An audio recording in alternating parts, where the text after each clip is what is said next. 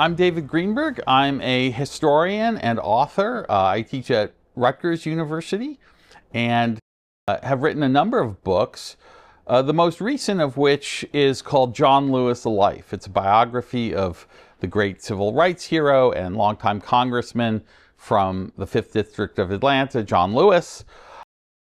It really has just been an incredibly gratifying and affirming experience to have this book out just now.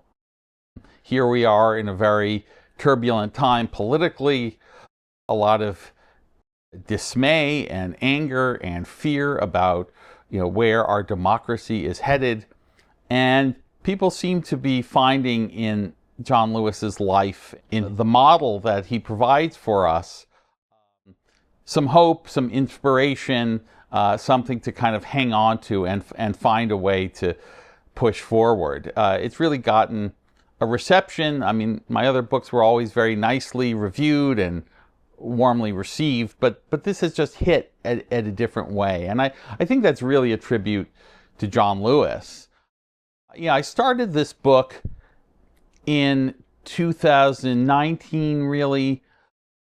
The idea came to me maybe the year before. We were in the middle of the first Trump term, and a lot of people were urging me, based on some of my recent writings, to do a Trump book. And I really wanted not to do that, as I felt I was waking up every day, Trump on the TV, Trump on the computer screen, and I wanted to find a subject that could maybe take me away from some of all that.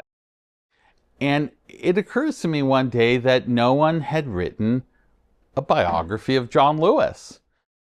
And here was this major figure from the civil rights movement. He'd written a memoir, but even the memoir, which of course is never a substitute for a proper biography, but even the memoir was written in the late 1990s and really did not substantially cover his congressional career.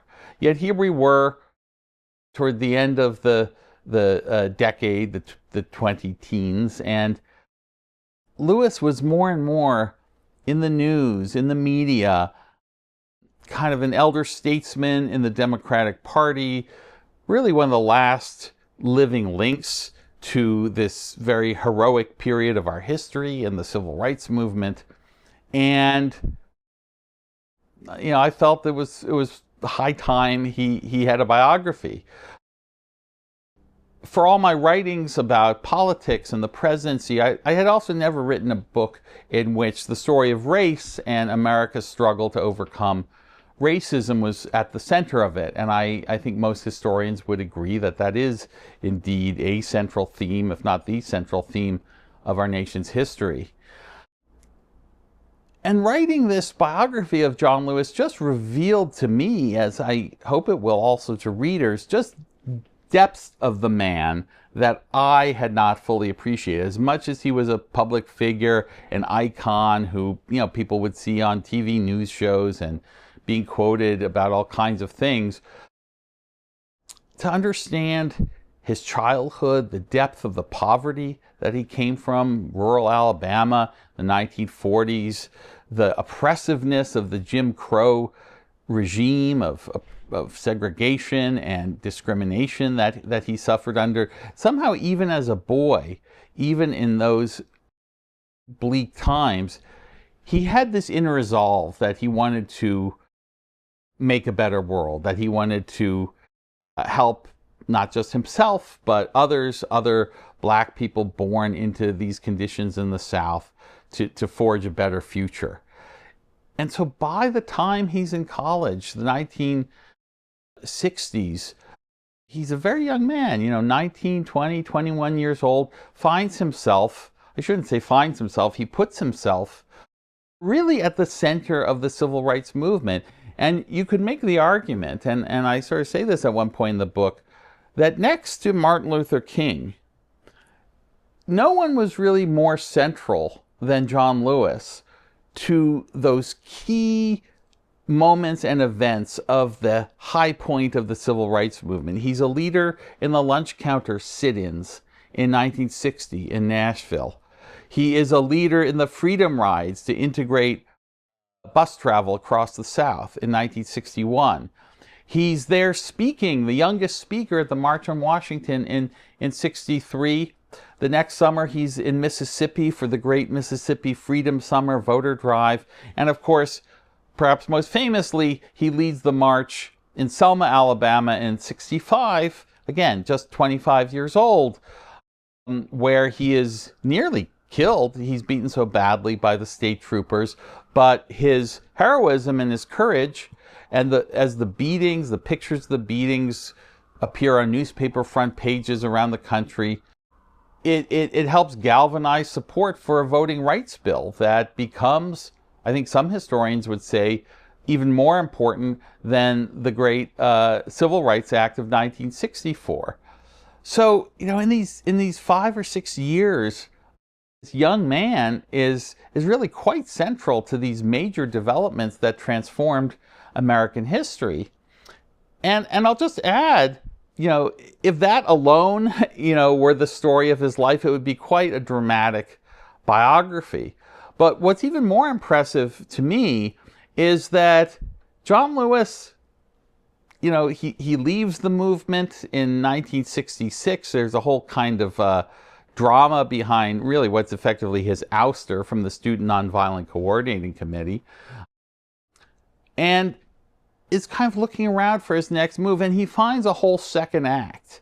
F. Scott Fitzgerald says there's no second acts in American life, and Lewis refutes this, and he goes on to find a career in politics and go on to become, for 30-something years, a leader in the Democratic Party. He gets known as the conscience of the Congress, someone who's always there to sort of remind us what our higher principles should be, how to make sure that our Washington politics don't get the better of us. And yet at the same time, he also develops a good set of pragmatic instincts. He comes to learn that politics is not just about moral purity and taking a stand. And while I don't think he can ever be said to have, transgressed or compromised his principles in any fundamental way, he learns when it is that you take a compromise bill, when you support a candidate who may not fully align with your own politics because you think he's the one who can win and still push the country forward along the lines you want to see.